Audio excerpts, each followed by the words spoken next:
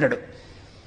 మీరు అలా ఉండాలని అనుకుంటే ఆయన తండ్రిగా ఉండడానికి ఎప్పుడూ సిద్ధంగా ఉన్నాడు.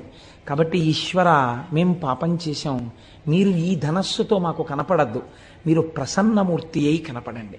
ఇప్పుడు మీరు చూడండి, శిక్ష వెయ్యడంలో కూడా ఔదార్యం ఉన్నదా లేదా?